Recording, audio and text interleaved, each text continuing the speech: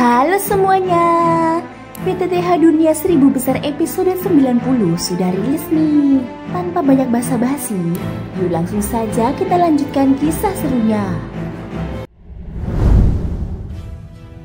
Di episode sebelumnya, Xiaoyan dan rekan-rekannya resmi menjadi murid Paviliun Pembakaran Dupa dan menempati kediaman baru bernama Paviliun 5 Bambu. Di sana mereka mulai beradaptasi sekaligus menata persahabatan. Malam harinya, Xiaoyan berhasil menembus tingkat menuju Daudi bintang 4 tahap menengah, sekaligus mengetahui rahasia penting tentang jalan menuju Douxian dari Raja Naga Emas. Saat itu pula, batu jiwa miliknya beresonansi, menandakan keberadaan Cailin yang semakin dekat. Di sisi lain, Cailin sendiri sedang menghadapi cobaan besar di kuil suci leluhur Medusa, terseret masuk oleh kekuatan misterius dari patung raksasa. Sementara pihak-pihak kuat lain, termasuk Nudong dan klan Kekaisaran Xuanling, mulai bergerak dengan ambisi mereka masing-masing. Di dalam Paviliun Pembakaran Dupa, Musushi menatap kediaman kelompok Xiaoyan dengan sorot mata dalam. Hei, kali ini tampaknya aula manusia akan menuai kejayaan. Seorang dari klan Medusa, seorang roh api, ditambah seorang alkemis tingkat tinggi.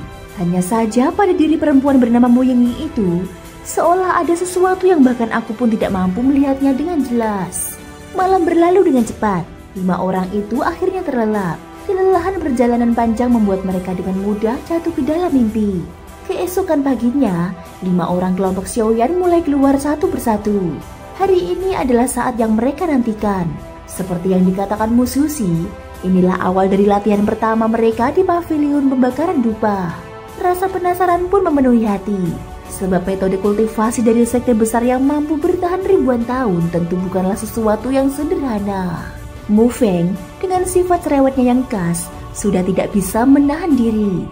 Menurut kalian, apa perbedaan metode kultivasi di Paviliun Pembakaran Dupa dengan tempat lain? Ku dengar bagi mereka yang memiliki atribut api, tempat ini bagaikan tanah suci, bukan hanya karena keberadaan Gunung Hua, tetapi juga karena ada hal-hal aneh yang hanya dimiliki paviliun ini.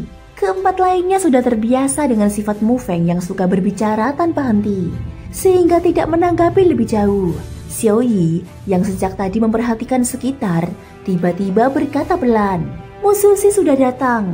Langkah Musushi terdengar lembut. Dia menatap kelima orang itu, lalu berbicara dengan nada hangat. Bagaimana? Apakah kalian sudah terbiasa? Mereka semua mengangguk bersamaan. Kalau begitu, mari kita mulai latihan pertama kalian. Musushi berjalan lebih dahulu. Xiaoyan dan keempat lainnya saling memandang sejenak, kemudian segera mengikuti dari belakang. Sepanjang perjalanan, suara Musushi terdengar tenang namun mengandung makna mendalam. Di Paviliun Pembakaran Dupa, kami menjunjung tinggi latihan untuk memperkuat tubuh dan menumpas kejahatan. Bagian luar paviliun lebih banyak berfokus pada ilmu pengetahuan dan tata krama, mendidik para murid yang berwawasan luas. Namun di dalam paviliun, khususnya di 3 aula utama, langit, bumi, dan manusia, kami mencetak para pejuang sejati.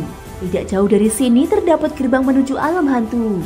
Karena itu, selain berlatih di dalam gunung, kalian juga akan dikirim ke sana untuk berlatih menghadapi pertempuran nyata. Hanya melalui pertempuran sesungguhnya kekuatan dapat berkembang lebih cepat.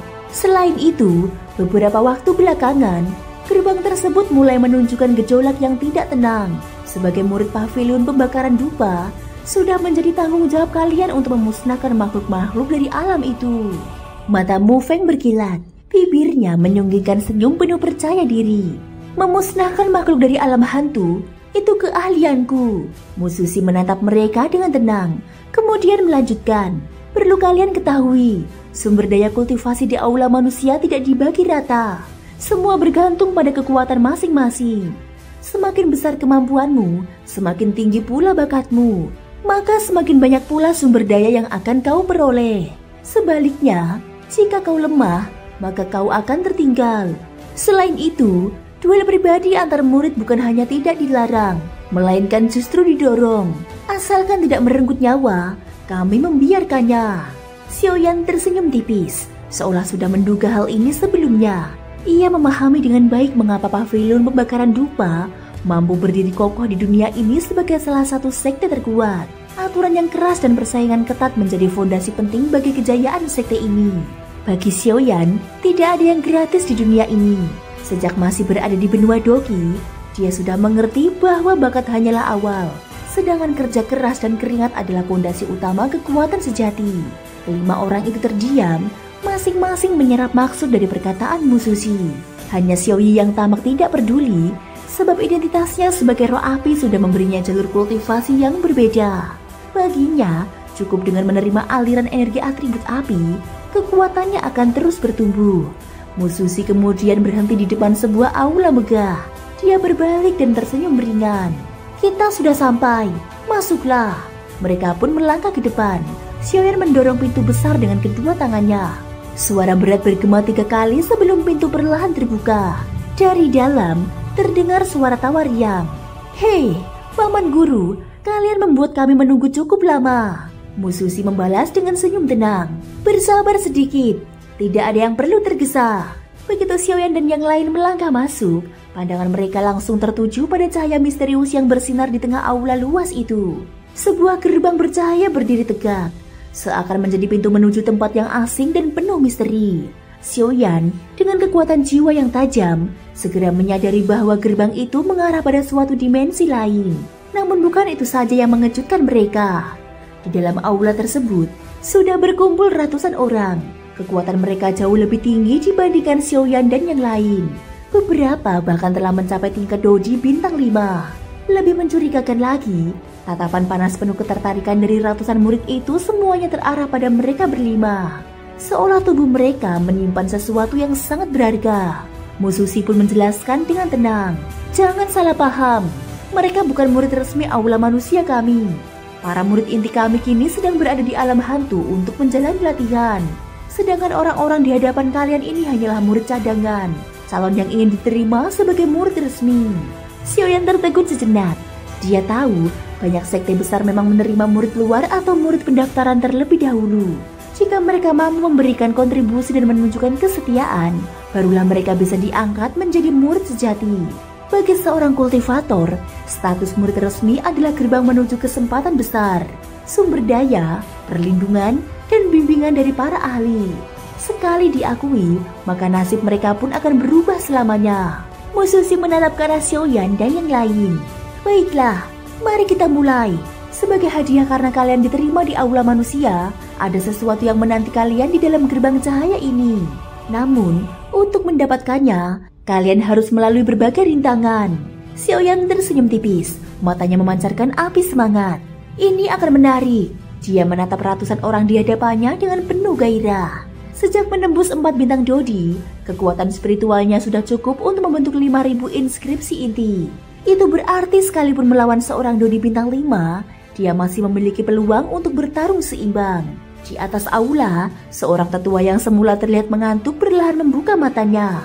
Tatapannya jatuh pada sosok pemuda yang membawa penggaris besar di punggungnya. Anak itu, bagaimana mungkin tubuhnya memancarkan kekuatan jiwa yang begitu kuat? Gumamnya pelan sambil terus memperhatikan Xiaoyan. Murid-murid pendaftaran di sekitarnya pun mulai menyadari, meski Xiaoyan hanyalah Dodi bintang 4 tahap menengah, namun aura yang terpancar darinya membuat banyak di antara mereka merasakan getaran dalam hati. Beberapa di antara mereka saling memandang. Wajah mereka berubah lebih serius. Tampaknya kali ini, para pendatang baru tidaklah sesederhana yang terlihat. Kelima orang itu terdiam sejenak. Melihat jumlah lawan yang begitu besar, Ludi tidak dapat menyembunyikan keterkejutannya. Apakah kita berlima harus melawan ratusan orang itu? Di antara mereka, Xiaoyi sebenarnya memiliki kekuatan asli setingkat Dodi bintang 7. Namun berkat metode khusus Xiaoyan, kekuatannya sengaja ditekan hingga hanya berada pada tingkat Dodi bintang 4 puncak. Hal itu dilakukan selain untuk menghindari sorotan yang berlebihan, juga untuk menyembunyikan identitas aslinya sebagai roh api. Ludi sendiri memiliki kekuatan Dodi bintang 4 tahap akhir. Mu Yingying berada pada tingkat Dodi bintang 4. Sedangkan Mu Feng justru memiliki peningkatan kekuatan yang tidak wajar. Sejak mereka keluar dari hutan mayat Yin, kekuatan Mu Feng melonjak dari Dodi bintang 4 tahap awal hingga mencapai tahap akhir. Kecepatan peningkatan itu bahkan membuat Xiaoyan terkejut dan merasa iri. Xiaoyan sempat merasa aneh. Namun, mengingat penjelasan dari gurunya, Raja Naga Emas, hal itu memiliki kesamaan dengan dirinya. Mu Feng mampu menyerap kekuatan asing, lalu mengubahnya menjadi kekuatan miliknya.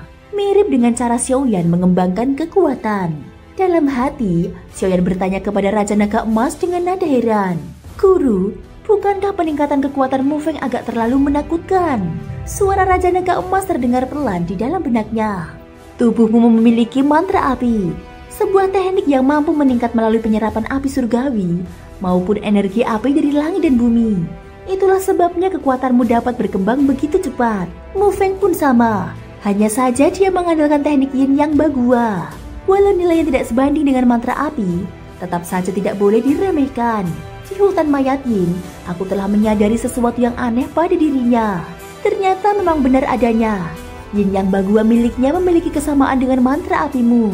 Jika kau dapat menyerap api untuk memperkuat dirimu, maka Mu Feng pun dapat menyerap energi Yin dari dunia arwah untuk meningkatkan kekuatannya. Mendengar penjelasan itu, Xiaoyan terdiam dalam kekaguman. Teknik Yin Yang Bagua ini benar-benar mengerikan. Namun, dia juga sangat paham. Semakin kuat sebuah teknik, semakin besar pula penderitaan yang harus ditanggung oleh penggunanya. Tidak lama kemudian, suara Raja Naga Emas kembali terdengar. Baiklah, jangan hubungi aku lagi untuk sementara waktu. Di pavilion pembakaran dupa ini ada aura tersembunyi yang sangat kuat. Jika mereka sampai menyadari keberadaanku, itu hanya akan membawa kerugian. Terlebih, kita belum menemukan api suci. Setelah berkata demikian, suara Raja Naga Emas pun lenyap. Xiaoyan kemudian menoleh dengan sopan kepada Mususi. Senior, bagaimana sebenarnya cara pelaksanaan ujian ini? Mususi hanya mengangkat tangannya dengan pasrah. Jelas tidak ingin memberikan penjelasan lebih jauh. Semua harus dihadapi oleh mereka sendiri. Di dalam aula, seorang lelaki perlahan angkat bicara. Caranya sederhana. Siapa yang ingin maju terlebih dahulu, pertarungan akan berlangsung sampai salah satu pihak menyerah. Mendengar aturan itu, Mu Yingying tersenyum nakal. Setelah cukup beristirahat semalam, sifat cerianya kembali. Jangan kira kami tidak mengetahui taktik kalian. Pertarungan bergilir untuk menguras tenaga kami tidak akan termakan trik murahan itu. Lelaki itu pun tampak canggung, karena lawan di hadapannya bukan orang biasa. Mereka berlima adalah murid baru yang dipandang sebagai kebanggaan generasi ini. Di balik pandangan para murid tercatat, sebagian besar mata justru terpusat pada Mu Yingying. Kecantikannya membuat banyak dari mereka menampakkan tatapan penuh hasrat. Namun, suara seseorang segera memecah suasana. Jangan lupa tujuan kita di sini. Seorang lelaki berpakaian sederhana berdiri tenang di antara kerumunan, lalu menatap kelompok Xiaoyan.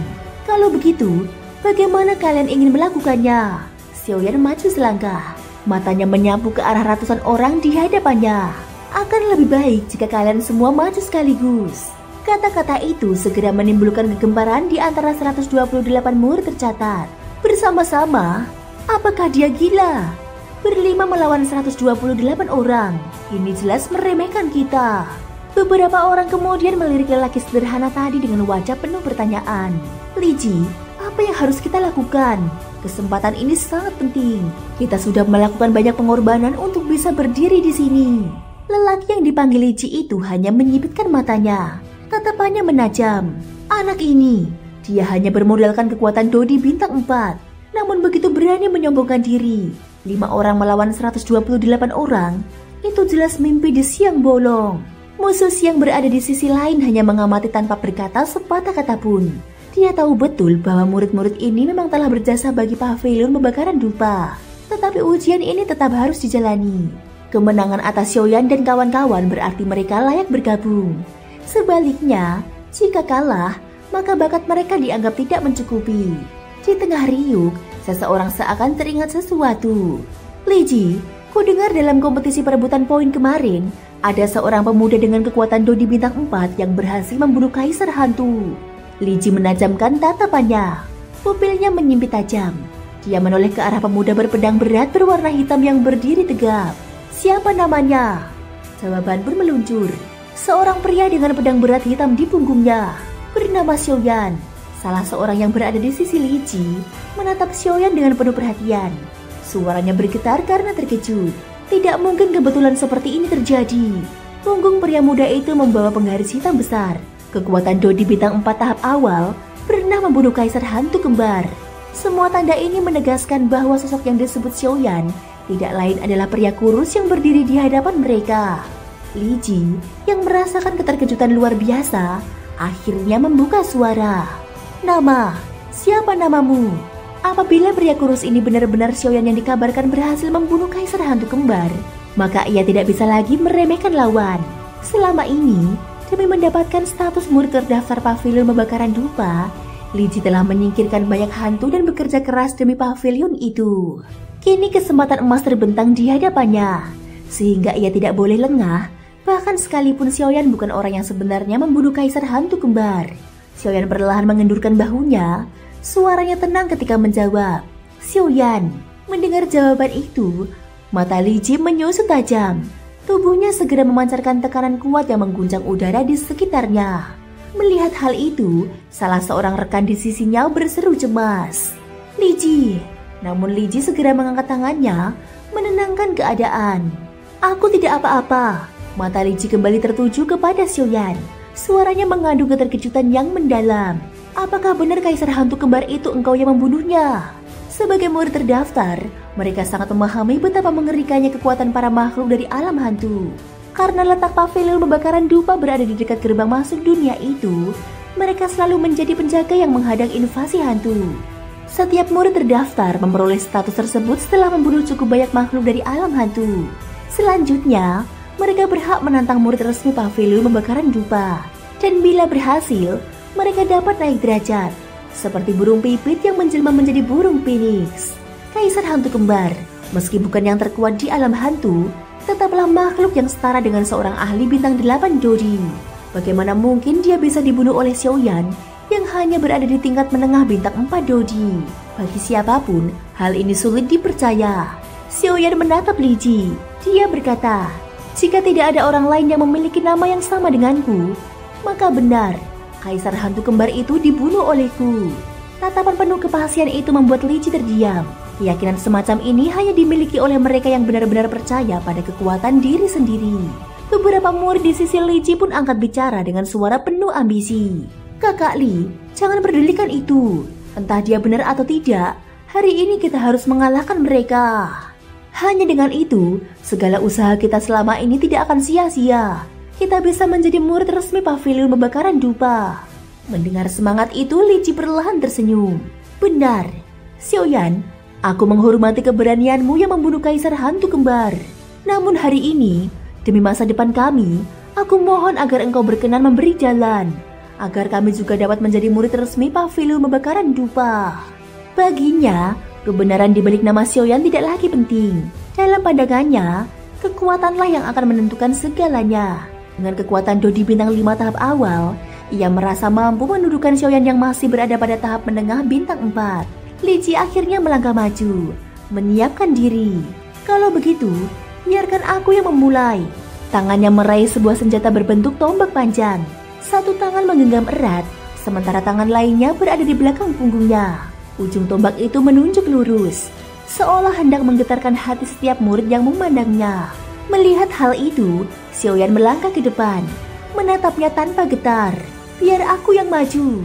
Ia menoleh sejenak kepada Mu Feng dan rekan-rekannya, lalu berdiri berhadapan dengan Li Ji. Para murid tercatat segera mundur, membentuk lingkaran luas sebagai arena pertempuran. Li Ji ini memang suka menonjolkan diri.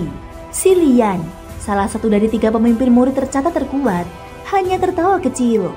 Biarkan saja, anggap saja sebagai uji coba awal. Li Ji, Li Zi, dan Zilian, mereka bertiga adalah sosok terkuat di antara 128 murid tercatat. Masing-masing memiliki kekuatan Dodi bintang 5. Di sisi lain, Mo Yingyi menggigit bibirnya. Kedua tangannya mengepal erat. Hatinya dipenuhi rasa khawatir. Sikap itu tidak luput dari perhatian Ludi, yang segera terkejut melihat adanya hubungan istimewa antara dirinya dan Xiaoyan. Xiaoyi juga maju setengah langkah. Suaranya terdengar khawatir. "Kakak, biarkan aku yang melawan. Bagaimanapun, kekuatan Dodi bintang 5 tidak bisa diremehkan." Xiaoyan hanya tersenyum menenangkan ketika melihat kekhawatiran dari Xiaoyi. "Percayalah, aku punya cara sendiri." Mu Feng menambahkan dengan semangat penuh keyakinan. "Xiaoyan, menangkanlah pertarungan ini. Tunjukkan pada mereka siapa juara sesungguhnya dari ajang perebutan poin." Ucapannya membuat para murid terdaftar lainnya merasa resah. Bila Xiaoyan benar-benar orang yang mereka pikirkan, maka kemenangan Li Ji hampir mustahil. Beberapa di antara mereka masih mencoba meyakinkan diri. Jangan bercanda, kalian tahu sendiri kekuatan kakak Li. Dengan Dodi bintang 5 tahap awal, ia bahkan sanggup membunuh makhluk hantu yang setara dengan Dodi bintang 5 tahap menengah. Namun Li Ji tetap berdiri tegak, matanya menatap tajam kepada Xiaoyan. Xiaoyan, aku berikan kesempatan terakhir. Menyerahlah. Dodi bintang 4 tidak akan pernah bisa dibandingkan dengan Dodi bintang 5. Jika kau bersikeras, kau hanya akan menderita luka sia-sia. Itu akan mencoreng wajah pavilion pembakaran dupa dan membuat kami semua ditertawakan. Xiaoyan tersenyum tenang. Sorot matanya memancarkan kepercayaan diri yang kokoh. Begitu. Sepertinya tidak ada yang mengajarkanmu bagaimana membedakan murid terdaftar dengan murid resmi pavilion pembakaran dupa. Ia melangkah maju. Suaranya tegas bagaikan gemuruh. Kalau begitu, biarkan aku sendiri yang mengajarkanmu. Thank you guys sudah mendengarkan ceritaku di episode kali ini sampai akhir. Ikutin terus kelanjutan episode berikutnya ya. Semoga hari kalian menyenangkan. Sampai jumpa dan bye-bye.